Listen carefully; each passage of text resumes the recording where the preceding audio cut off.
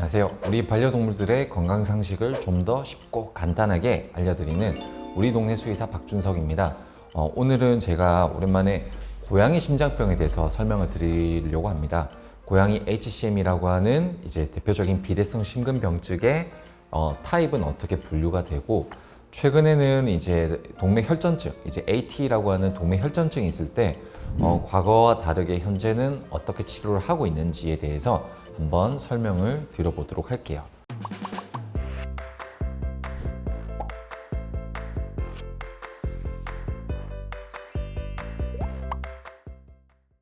고양이를 키우는 이제 보호자분들이시라고 하면 이제 심장병이 잘 생긴다라는 거는 알고 계실 거예요. 이 HCM이라고 하는 거는 이제 비대성 심근병증을 의미를 하는데, 고양이에서 가장 많이 발생하는 이제 심장 질병 중에 하나가 되겠죠. 일반적인 고양이들 중에서도 HCM이라고 하는 심장병이 발생하는 비율이 꽤 높은 편이기 때문에 고양이를 키우시는 보호자분들이라고 하면은 반드시 알아두셔야 되는 내용이라고 생각을 합니다. 특히 이 HCM은 렉돌, 메인쿤에서는 유전적으로 굉장히 호발할 수 있는 심장병이다 보니까, 특히나 렉돌이나 메인쿤을 키우시는 보호자분들이라고 한다면 더더욱 이 내용을 알아두셔야 돼요. 자, HCM은 과거에는 이제 어떻게 분류가 되었냐면, 예전에는 이제 HCM, 그 다음에 RCM, UCM 이렇게 세 가지로 보통 분류를 했어요. HCM은 이제 비대성 심근병증, RCM은 제한성 심근병증, UCM은 잘 모르겠다라고 해서 unclassified라고 해서 이제 UCM이라고 분류를 했는데, 최근에는 이제 요게 조금 더 많이 세분화되어서 분류가 되고 있습니다. 어떻게 나와 있냐면 2020년도 이제 한 3년 정도 된 이제 논문인데, 이 ACBIM에서 이제 분류한 논문에 의하면은 HCM이라고 하는 심장병은 그림에서 나와 있는 것처럼 이렇게 분류가 되어 있습니다. HCM은 이제 기본적으로 HCM 페노타입, 그 다음에 여기에 RCM 페노타입과 DCM 페노타입, 그 다음에 ARVC, 그 다음에 어디에도 속하지 않는 non-specific이라고 이제 분류가 되어 있습니다.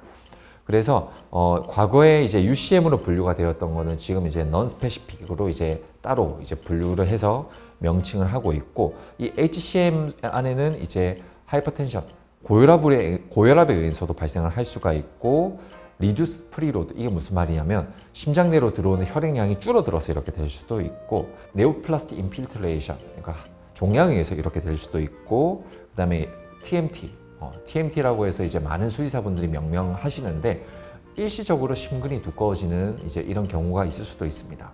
혹은 이제 아크로메갈리나 아니면은 갑상선 기능 항진증처럼 이런 이제 2차적인 질병들이 있을 때 HCM이 발생을 할 수도 있는데, 진짜 이제 진성 HCM과 세컨더리, 2차적으로 발생하는 HCM으로 분류를 하게 됩니다. 그래서 과거에는 이제 분류를 했던 게 HCM, RCM, UCM 이렇게 분류를 했다라고 하면, 가장 유명한 이 그림에 나와 있듯이 이런 식으로 분류를 하게 됩니다. 이 2020년도 이 HCM에 대해서 분류를 한 컨센서스 이후에 코로나가 발생을 하면서 아무래도 이제 미국에서도 이런 학회들이 좀 덜 열렸겠죠. 그러면서 최근까지는 아직까지 이렇게만 분류를 하고 있고, 추가적인 다른 분류법은 나와 있지 않은 상태입니다. 그러면 이제 여기서 이제 추가적인 치료적인 부분에 대해서 한 가지 좀 설명을 드릴게요. 치료적으로 이제 과거와 지금 현재 시점에서 이뇨제 사용, 그 다음에 뭐 강심제의 사용, 항혈전약의 사용 등에 들에 있어서는 크게 바뀐 게 없어요. 이뇨제를 피로세마이드를 써야 된다, 이게 과거에는 쓰면 안 되는데 지금은 써야 된다, 이런 것도 없고, 강심제를 과거에는 쓰면 안 되는데 지금 반드시 써야 된다, 이런 것도 없어요. 이런 부분에 있어서는 치료적으로 과거와 지금이 거의 동일하다라고 보시면 됩니다. 가장 큰 차이점이 뭐가 발생했냐라고 하면은 바로 AT, 동맥혈전증이 있을 때의 치료적인 접근에 대해서 좀 바뀌었다라고 이제 아시면 될 것 같습니다. AT, 동맥혈전증은 뭐냐면 이제 심장 내에서 발생한 이제 혈전, 아주 조그마한 혈전 덩어리들이 뭉쳐서 심장 밖으로 빠져나가다가 동맥에 딱 내려가서 막히는 거를 말하는 건데, 이게 한번 발생하면 예후가 굉장히 안 좋았어요. 어느 정도로 안 좋았냐면 10케이스 정도가 이 질병이 발생을 해버리면 거의 한 9아이가 다 사망을 했습니다. 그 정도로 한번 발생하면 굉장히 안 좋았던 게 이 질병인데, 그럼 최근에는 치료가 뭔가 이제 또 새로운 게 좀 들어오고 바뀌면서 더 좋은 쪽으로 발전했느냐라고 하면 그건 아니에요. 뭔가 새로운 신약이 나오고 뭔가 새로운 뭔가 물질이 나오고 그런 건 아니지만 과거에 효과가 있을 거라고 생각을 하고 썼던 약물들이 실제로 이제 많은 데이터가 쌓여 보니 생각보다 효과가 없다. 그래서 지금은 그 치료를 굳이 안 하는 게 더 나을 것 같다라는 게 대표적으로 이제 혈전 용해제 치료입니다. 혈전 용해제로 이제 가장 유명한 약물들이 이제 TPA라는 제제가 있고 유로키나제라는 제제가 있고 스트랩토키나제라는 제제가 있어요. 과거에는 혈전이 막혔으면 이 제제 중에 최소 한 개는 선택해서 써라가 과거의 이제 치료 방향이었으면 요즘은 이거 써도 효과 없는 것 같다. 굳이 쓰지 말자. 대신에 이 친구가 굉장히 아파하고 흥분하면서 더 질병이 악화되니까 진정에 더 포커스를 맞추자.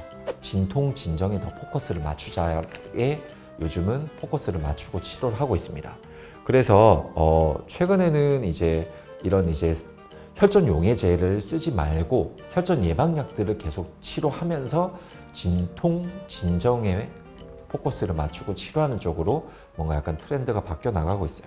하지만 이렇게 치료하든 저렇게 치료하든 여러 가지 논문들을 봤을 때도 예후적인 부분, 실제 생존율은 크게 아직까지는 차이가 없는 것 같습니다. 수의학에서는 좀 넘어야 될 산일 것 같은데 아직까지는 넘지 못하고 아직 좀 그 단계에 머물고 있는데 아무래도 이제 조금 더 이제 미래에 뭔가 새로운 약들이 또 나오고 혹은 의학에서 활용하고 있는 약들을 수의 쪽에 접목을 해봤을 때 효과가 괜찮았다라고 하면 그 약들이 보편화되고 이제 대중화가 되면서 조금 더 이런 이제 불치병들이 좀 약간 치료가 되어지지 않을까라고 생각이 듭니다. 그래서 최근에는 이제 실제 인위 쪽에서 사용을 하고 있는 이제 비대성 심근병증 약을 수의 쪽에서도 좀 사용을 하고 있는 그런 약들도 있는데 아직까지 정식으로 통과되거나 이제 허가받지 않은 약들이다 보니까 동물병원에서는 아직까지 사용을 하지 못하고 있고 이게 조금 더 데이터가 쌓이고 정식으로 통과가 되고 나면 허가가 되고 나면 이런 신약들도 이제 수의 쪽에서 사용을 할 수 있지 않을까라고 생각을 합니다. 자, 그래서 제가 오늘은 과거에 이제 심장병 분류가 되었던 거를 최근에는 이렇게 대표적인 이 그림으로 분류가 된다라고 설명을 드렸고 과거에 치료하던 AT, 동맥혈전증이 최근에는 이제 이런 혈전 용해제는 크게 의미가 없는 것 같다. 그냥 진통 진정에 조금 더 포커스를 맞추고 치료하자라는 쪽으로 트렌드가 바뀌었다라는 거를 한번 알려드리고자 이 영상을 만들어 봤습니다. 자, 오늘 내용이 도움이 되셨다면 좋아요와 구독 부탁드리겠습니다. 감사합니다.